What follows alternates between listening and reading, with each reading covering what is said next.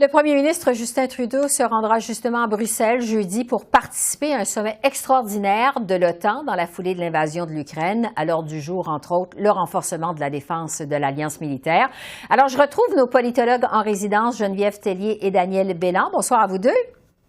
Bonsoir. On a vu plusieurs pays annoncer une augmentation de leur budget militaire, même l'Allemagne qui brise avec sa tradition et annonce des investissements majeurs. Geneviève d'abord, est-ce que Justin Trudeau n'aura finalement pas le choix d'engager le Canada dans cette même voie, selon vous?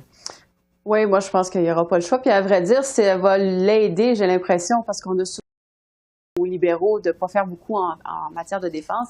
Et la menace pour les libéraux vient des conservateurs. Les conservateurs, eux, n'hésiteront pas à augmenter les budgets de la défense. Donc, s'il y a un prétexte, s'il y a une justification pour le faire, puis en plus, s'il y a un appui de la population canadienne, parce que c'est ça ce qui joue en ce moment. Les Canadiens n'étaient pas vraiment emballés à l'idée d'augmenter les budgets de la défense, surtout pour acheter des avions de chasse, par exemple. Mais avec ce qu'on voit en Ukraine, ben là, on réalise qu'on n'aura peut-être pas le choix. Et je pense que M. Trudeau va être plutôt content ou d'accord avec l'idée d'augmenter le budget de la défense, évidemment en ayant des conséquences sur peut-être d'autres postes budgétaires, mais ça, on le verra peut-être dans le prochain budget, là, qu'est-ce que ça va être comme conséquence. Oui, parce que Daniel, on parle effectivement beaucoup de la nouvelle donne géopolitique avec l'invasion de l'Ukraine. Est-ce que, justement, le temps est venu pour le Canada de revoir son rôle traditionnel de maintien de la paix dans le monde? Ben, écoutez, déjà, il faut dépenser davantage, il faut dépenser mieux. On a un processus d'approvisionnement en matière de défense qui fonctionne mal. On a un problème de recrutement aussi. Alors déjà, on manque d'outils sur le terrain. Il va falloir faire de gros efforts, pas juste dépenser plus d'argent, mais améliorer le recrutement. Pour ce qui est du maintien de la paix, écoutez, le Canada joue pas un rôle important en ce moment à ce niveau-là. Et je pense que dans le contexte de la situation en Ukraine, oui, il faut repenser notre rôle. Et vraiment, on voit que le Canada peut jouer un rôle significatif dans cette coalition-là contre la Russie, contre le régime Poutine. Et donc, je pense qu'on n'a pas vraiment le choix de changer notre approche. Oui.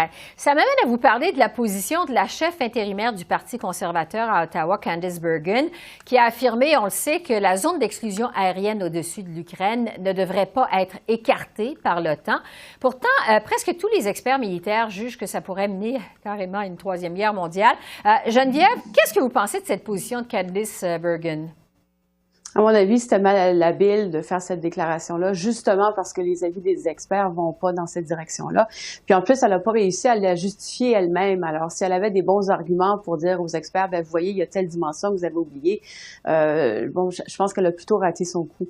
Dans un moment de crise, puis la pandémie nous l'a très bien démontré d'ailleurs, dans un moment de crise, c'est bon pour tous les chefs de parti de se rallier à une cause commune. Donc, on préfère voir tous les chefs, donc ça inclut Mme Bergen, la chef intérimaire d'opposition, à appuyer une position qui ferait consensus au Canada de ce que devrait faire le Canada sur la scène internationale. Donc, d'aller un peu à l'encontre, puis on peut pas s'empêcher de penser qu'il y a un petit jeu de politique qui se joue en toile de fond. Et aussi pour Mme Bergen de s'affirmer sur une position internationale, affirmer le Parti conservateur. Mais j'ai l'impression que dans les deux cas, c'est un exercice manqué. C'est arrivé trop rapidement. Comme je le disais tantôt, ça sort un petit peu de nulle part, puis ça fait pas consensus. Puis je pense qu'elle aurait dû utiliser autre chose comme déclaration. Par exemple, poser la question, qu'est-ce qu'on fait avec nos relations avec la Russie, puis l'Arctique, par exemple, ou soulever ces débats-là de fond. Mais pour le moment, je pense pas que ça a été très réussi pour Mme Bergen. Daniel, Geneviève parle de joute politique. Est-ce que vous pensez que Mme Bergen va marquer des points politiques ou si elle pourrait en payer le prix d'une déclaration comme ça, selon vous? Oui, je pense qu'elle pourra en payer le prix parce que ça a l'air un peu improvisé puis c'est pas vraiment sérieux. C'est sûr que si on regarde les sondages, il y a beaucoup de gens qui sont en faveur d'une telle zone, mais on sait qu'il y a des risques très importants d'avoir un conflit direct avec la Russie. Et ça, c'est très dangereux. Alors, je pense que jusqu'à maintenant, non, ça n'a pas été un gros succès. Et c'est une façon de se distinguer, évidemment, de Justin Trudeau et des libéraux, mais à quel prix? Il faut avoir l'air sérieux dans une crise comme ça et pas essayer de jouer avec le feu. Et je pense qu'une telle zone, ça serait vraiment jouer avec le feu. On va rester chez les conservateurs. La course au leadership qui se poursuit de plus belle. 2 nouveaux candidats se sont déclarés en fin de semaine. Ça en fait au moins 6 jusqu'à maintenant. Évidemment, le meneur, on le sait, c'est Pierre Poilievre. Mais il y a aussi Jean Charest, Patrick Brown. Geneviève, Jean Charest a lancé sa campagne il y a une dizaine de jours maintenant. Qu'est-ce que vous pensez du début de campagne de M. Charest? Je m'attendais à quelque chose de plus gros de sa part. Je m'attendais à une grosse manifestation à Calgary. Je m'attendais à ce que plus de personnes au sein du Parti conservateur l'appuient ouvertement, à part ce qu'on appelle les usual suspects, c'est-à-dire les gens du Québec. Et ça s'est pas vraiment déclenché. Alors, je suis un petit peu restée sur ma faim. Ensuite, M. Charest, malheureusement, est pris avec la COVID, donc ça a un peu limité ses déplacements, j'imagine. Donc, ça n'a pas été un départ canon tel qu'on pouvait l'anticiper. Et j'ai l'impression qu'en ce moment, il est en train un peu de se faire damer le pion par Patrick Brown. Alors, l'autre difficulté pour M. Charest, c'est de faire la différence entre lui et Patrick Brown. Ils se ressemblent beaucoup, ils ont des positions assez similaires. Et donc, est-ce que M. Brown ne serait pas en train de gagner des appuis qui, normalement, auraient été vers M. Charest?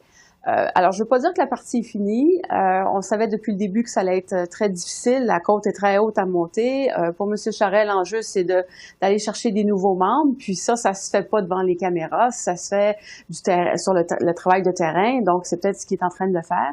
Mais on n'a pas ce sentiment d'avoir eu un événement incroyable depuis une semaine. Et c'est peut-être ça qu'on a besoin, là, cette étincelle qui va motiver les gens à se poser des questions sur le Parti conservateur, puis à dire « Ah bon, oui, je veux savoir ce qui se passe ». J'ai pas senti cet enthousiasme-là. Ouais. Alors, pour l'instant, je suis un peu sur ma faim, mais c'est pas fini. Daniel, alors que Jean Charest faisait campagne virtuelle à cause de la COVID, Pierre Poilievre, lui, a fait campagne au Québec au cours des derniers jours. Bon, on le sait, M. Poilievre est parfaitement bilingue. Il a reçu l'appui de l'ex-maire de Trois-Rivières, Yves Lévesque, qui est une figure assez connue, très connue en fait au Québec.